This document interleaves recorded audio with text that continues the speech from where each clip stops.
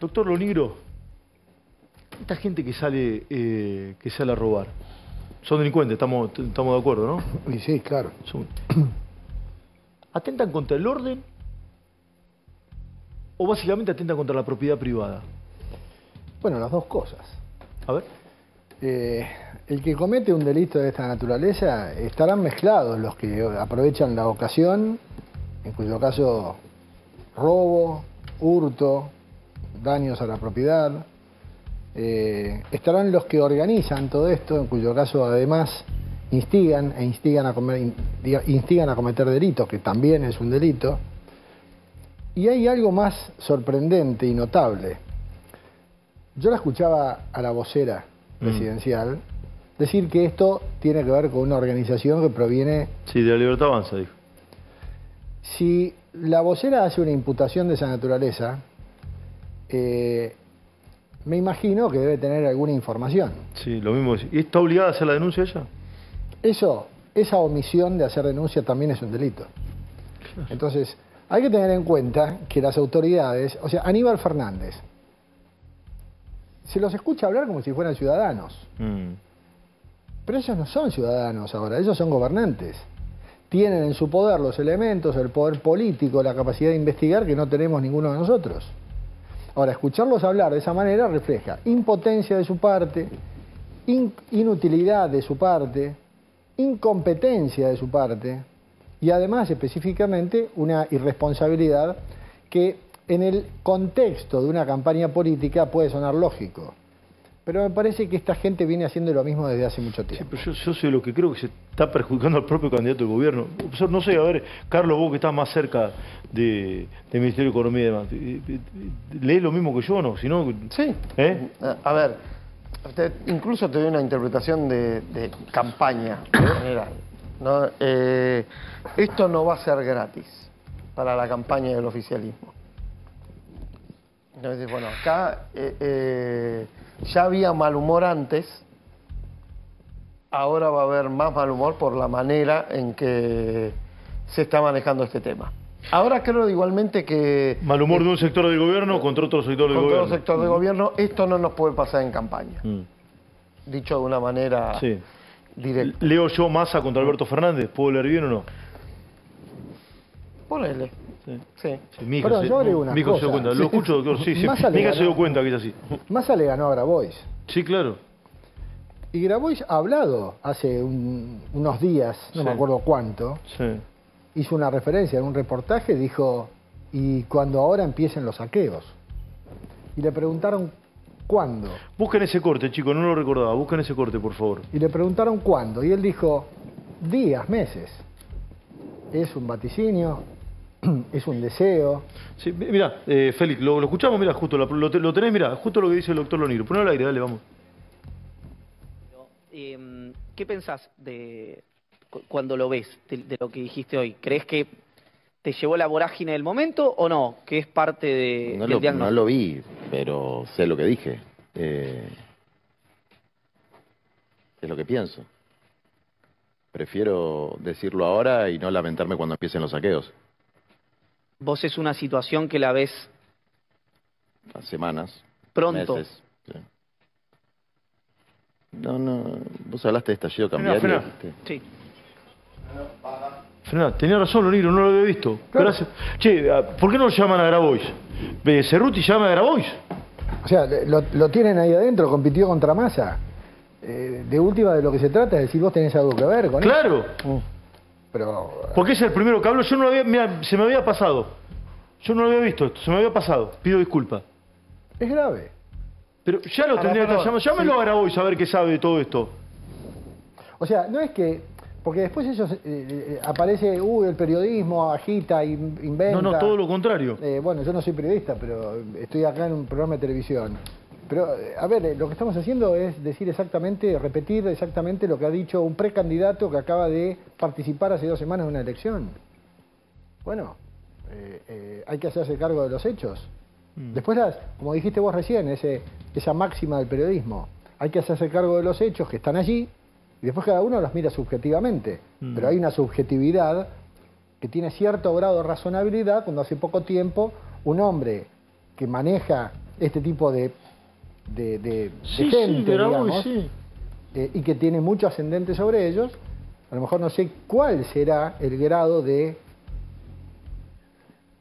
conveniencia para Grabois hacer esto. Hay algo que está claro. Grabois había dicho antes de perder la elección con Massa que al último que iba a votar es a Massa. Sí. Le dijo de todo a Cristina Fernández, diciendo no nos vengan a hacer tragar este sapo. Ahora, ¿dónde está Grabois? ¿Irá a trabajar para Massa o estará ya poniéndose en la vereda en la Sí, calle? con respeto, me parece que esta gente no trabaja. Con respeto lo digo, ¿eh? Con respeto, creo que no. ¿Hay un desprecio por la institucionalidad en Argentina o no? Sí. Y esto hablo en general, ¿eh? Sí, en general. En general. Sí. Seguidores de un partido, del otro. ¿Hay un desprecio por la institucionalidad o no? Sí. Un profundo desprecio por la institucionalidad. Subordinado a las necesidades políticas. Es primero la política, primero lo que conviene políticamente, y detrás de lo que conviene políticamente se encolumnan los discursos, que pueden ir en coincidencia con el respeto a las instituciones o no. Pero en cualquier caso, siempre hay argumentos para justificar por qué motivo la institucionalidad no funciona. Siempre hay algún argumento para justificar por qué, por ejemplo, no se respeta el Poder Judicial, o por qué no se respeta una sentencia, o por qué no se respeta al Congreso, que tiene ciertas atribuciones y el presidente tiene otras. Siempre hay algún argumento para ir al choque de las instituciones, cuando conviene políticamente. Pero eso es un daño que se genera año tras año, gestión tras gestión, y termina convirtiéndose en una suerte de mecánica lógica. Nos acostumbramos y hay algo más grave todavía. La gente, como no entiende mucho acerca de cómo funcionan las instituciones... Pero ¿cómo no va a entender? Yo no entiendo, yo te entiendo, estoy de acuerdo con vos. Eso se llama educación cívica. Claro, pero yo lo aprendí en la escuela, no sé, a mí me lo enseñaron en la escuela, no sé qué nos enseña mal la escuela eso, ¿no? No, yo creo que tenemos un problema de ignorancia cívica muy serio. ¿Cómo? Un problema de ignorancia cívica muy serio. Es buenísimo lo que estás diciendo. Siempre, hay ignorancia cívica. Siempre me dicen, no seas tan duro, no uses la palabra ignorante. Bueno, indiferencia, desconocimiento, lo que sea. Pero está claro que esa es una carencia muy importante en la Argentina, de no entender cómo funcionan las instituciones, de no entender... A ver, ¿cuándo no se tiene educación cívica? Cuando, por ejemplo, voy a votar y no sé exactamente para qué están aquellas personas a las que voto. O sea, ¿para qué está, por ejemplo, un legislador? Cuando voy a votar y no sé por qué la parte de Mercosur o de Parla Sur tiene dos cuerpos dentro de la misma boleta. Cuando voy a votar y, por ejemplo, no sé si votar en blanco va a beneficiar a alguien o va para el que gana o no sirve para nada, etcétera, etcétera. Y todo eso hace que la gente vaya a votar medio a ciegas. Cuando se vota a ciegas, el electo puede resultar cualquier cosa. Y esto pasa año tras año y llegamos a una situación actual en la que de pronto, en algunas entrevistas, vos mismo has hecho entrevistas a gente en la calle que te decían, ¿a quién vas a votar? A Cristina Fernández, ¿no? Le decías vos, Cristina no es candidata, y te decían, bueno, no sé, a Milei, qué sé yo, sí, al Sapo Pepe, sí. A cualquiera. Sí. Voy al rol del Congreso un minuto. Es increíble que haya que explicar esto en la tele, ¿no? Ya vamos a hablar con el intendente que hizo esta denuncia, ¿no, Carlitos? Sí. Ya vamos a hablar.